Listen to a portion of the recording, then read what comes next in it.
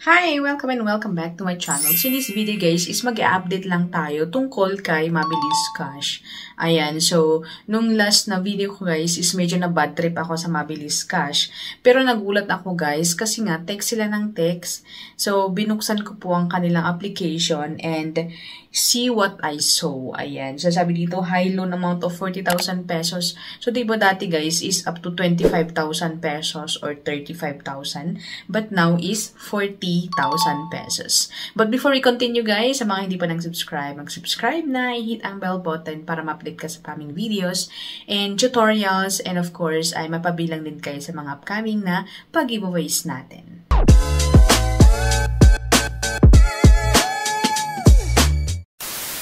Alright, so welcome and welcome back to my channel. So in this video guys is mag-update nga lang tayo tungkol kay Mabilis Cash. Ayan, so sabi ko kanina na up to 40,000 pesos yung pwede daw nating ma-loan ngayon guys kasi nga nag-update na po sila. Ayan, so sabi dito without collateral, get loan easily. Ayan, so loan success, you've got 40,000.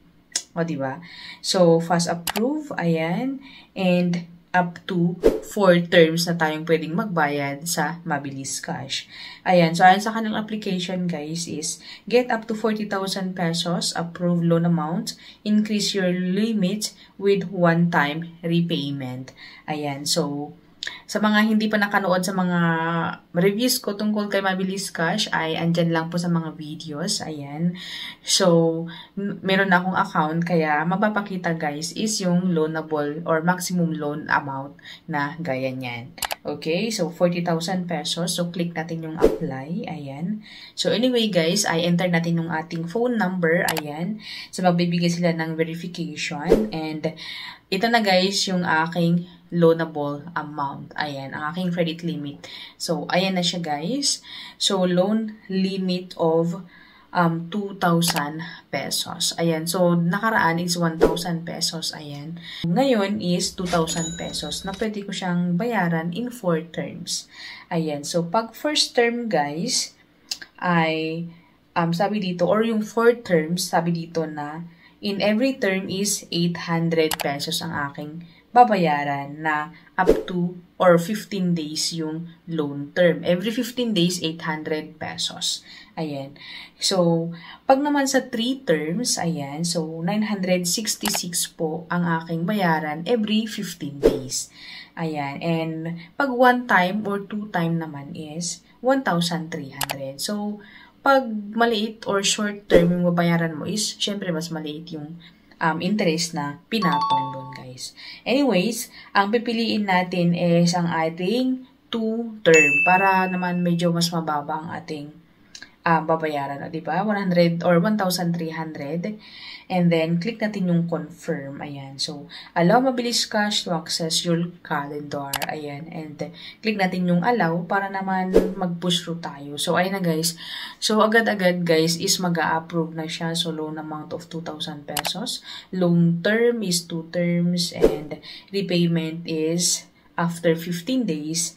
So, repayment amount all in all is 2,600 and yung payment method ko is GCash. So, ayan guys, apakadali talagang mag-loan sa loan application na ito guys. So, anyway, this video is not sponsored. This is based on my experience guys. So, sinishare ko lang po sa inyo para ma-aware din kayo, okay? Alright, so, without or 1 minute lamang po is naka-receive na ako ng chat, ayan, or message na sabi dito na Mabilis Cash, you have passed the audit, we are paying 2,000 pesos.